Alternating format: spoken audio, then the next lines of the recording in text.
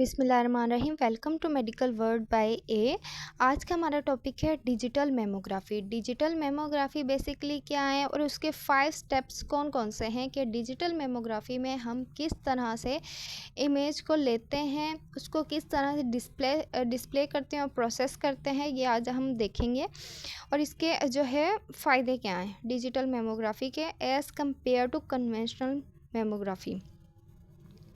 तो जो digital mammography है उसमें फ़र्स्ट ऑफ़ ऑल हम इमेज कैप्चर करेंगे। इमेज को हम लेंगे और वो डिजिटल डिटेक्टर्स के ज़रिए लेंगे। उसके बाद जो है हम इसको कन्वर्ट करेंगे लेटेंट इमेज से डिजिटल डाटा सेट में।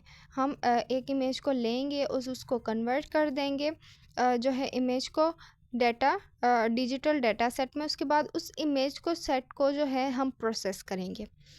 प्रोसेस करने के बाद उसे हम डिस्प्ले कर देंगे। डिस्प्ले जो है वो प्रोसेस इमेज हो जाएगी। उसके बाद जो है वो ट्रांसमिशन और अचीवेबल ऑफ डाटा सेट, मतलब हमें वो एक अचीवेबल सेट में मिल जाएगी। अब हम नेक्स्ट देख सकते हैं, ये है मेमोग्राफी, डिजिटल मेमोग्राफी मशीन।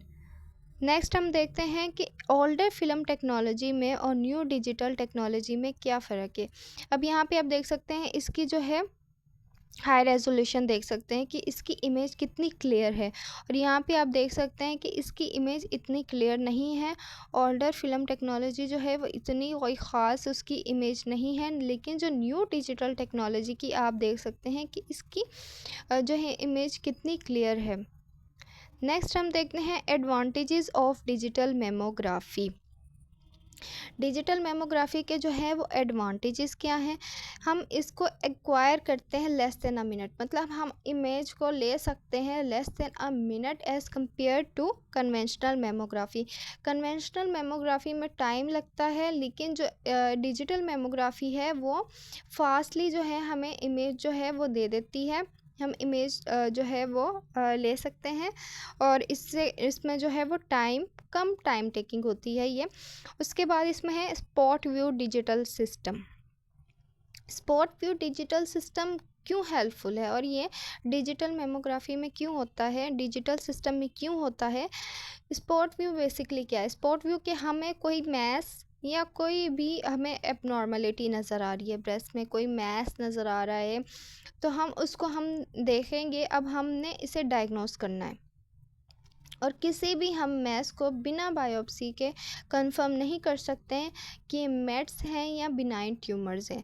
तो उसके बाद हम इसलिए ब्रेस्ट बायोप्सी करने के लिए हम स्पॉट व्यू लेते हैं कि जिस जगह पे हमें कोई मैस वगैरह नज़र आ रहा है या कोई एबनॉर्मेलिटी नज़र आ रही है, वहाँ पे हम जब गाइडेड बायोप्सी करने के लिए हेल्पफुल है डिजिटल सिस्टम। डिजिटल में ये सिस्टम होता है कि हम इसमें स्पॉट व्यू ले सकें, और ये इसका एडिशनल सिस्टम होता है।